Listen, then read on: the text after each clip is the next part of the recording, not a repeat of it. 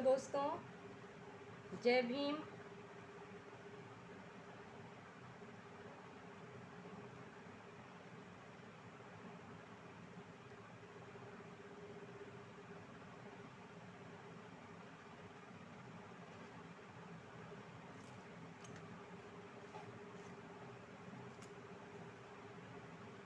Hello दोस्तों, जय भीम, जय संविधान, जय लोकतंत्र, जय भारत।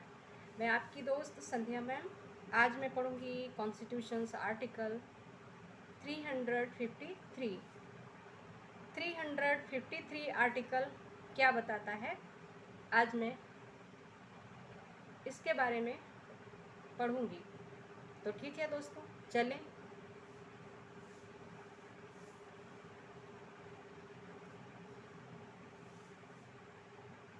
353 संविधान का अनुच्छेद 353। The constitutions article 353 says about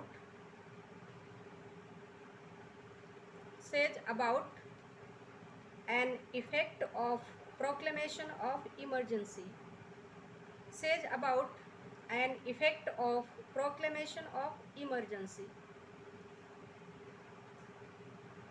While a proclamation of emergency is in operation, then number A, notwithstanding anything in this constitution,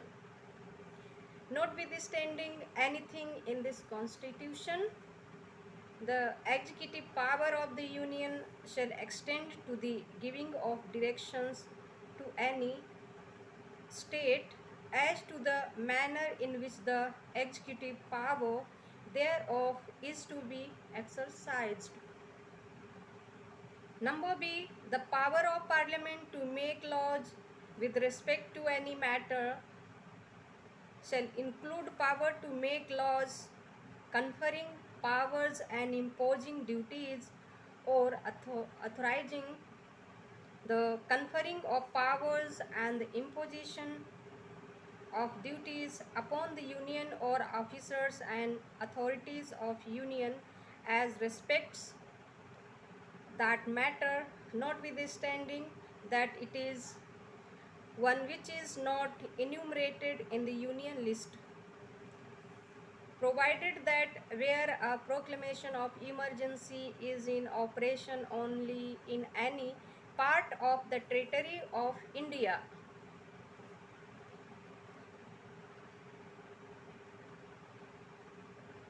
number 1, the executive power of the Union to give directions under clause A, and number 2, the power of Parliament to make laws under clause B shall also extend to any state other than a state in which or in any part of which the proclamation of emergency is in operation, if and in so far as the security of India or any part of the territory thereof is threatened by activities in or in relation to the part of the territory of India in which the proclamation of emergency is in operation. अब मैं इसको हिंदी में पढ़ लेती हूँ।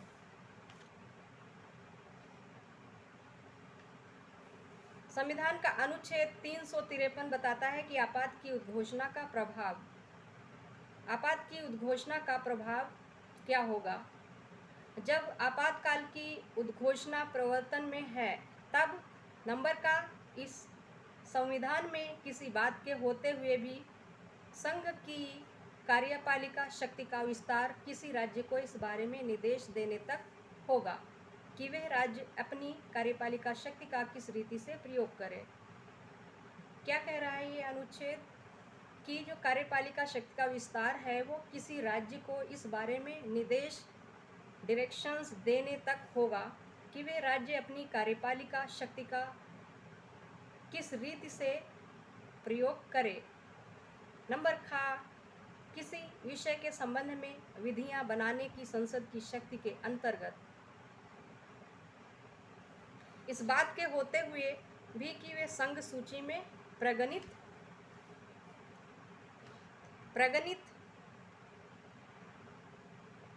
विषय नहीं है, ऐसी विधियां बनाने की शक्ति होगी जो उस विषय के संबंध में संघ को या संघ के अधिकारियों और प्राधिकारियों को शक्तियां प्रदान करती है और उन पर कर्तव्य अधिरोपित करती है, या शक्तियों का प्रदान किया जाना और कर्तव्यों का अधिरोपित किया जाना प्राधिकृत करती हैं।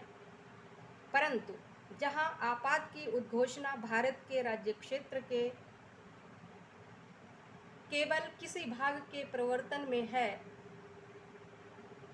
जहां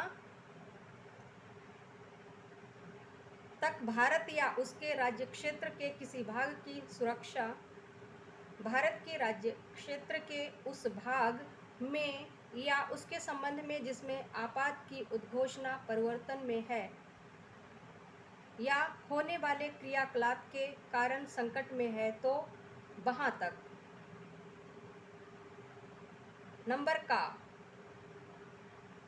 नंबर 1 का खंड का के अधीन निर्देश देने की संघ की कार्यपालिका शक्ति का, और नंबर 2 खंड खा के अधीन विधि बनाने की संसद की शक्ति का विस्तार किसी ऐसे राज्य पर भी होगा जो उस राज्य से भिन्न है, जिसमें या जिसके किसी भाग में आपात की उद्घोषणा प्रवर्तन में है। तो ये तो था अनुच्छेद 353। अब अगला वीडियो होगा अनुच्छेद 354। जब आपात की उद्घोषणा प्रवर्तन में है तब राजस्वों के वितरण संबंधी उपबंधों का लागू होना। एंड 355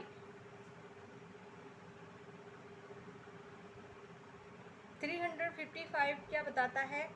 ड्यूटी 355 बताता है कि बाह्य आक्रमण और आंतरिक अशांति से राज्य की संरक्षा करने का संघ का कर्तव्य। तो इन दो अनुच्छेदों को मैं पढ़ूंगी, अनुच्छेद 54 और अनुच्छेद 354 और अनुच्छेद 355 को। तो ठीक है दोस्तों, मेरे चैनल को सब्सक्राइब करें, like, share and comment please. और हाँ, संविधान को पढ़ते रहें।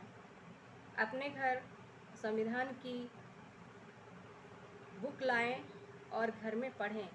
जब तक नहीं पढ़ेंगे तब तक समझ में नहीं आएगा। बार बार पढ़ें, क्योंकि हमें अपने इंडिया में कॉन्स्टिट्यूशनल एजुकेशन अवेयरनेस फैलाना है, उस जागरूकता को फैलाना है।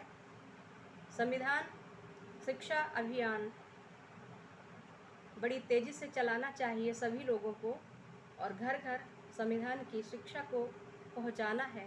यही हमारा मेन मकसद है, यही हमारा मेन उद्देश्य है। तो अब मैं अगला वीडियो बनाऊंगी। तब तक के लिए जय भीम, जय संविधान, जय लोकतंत्र, जय भारत।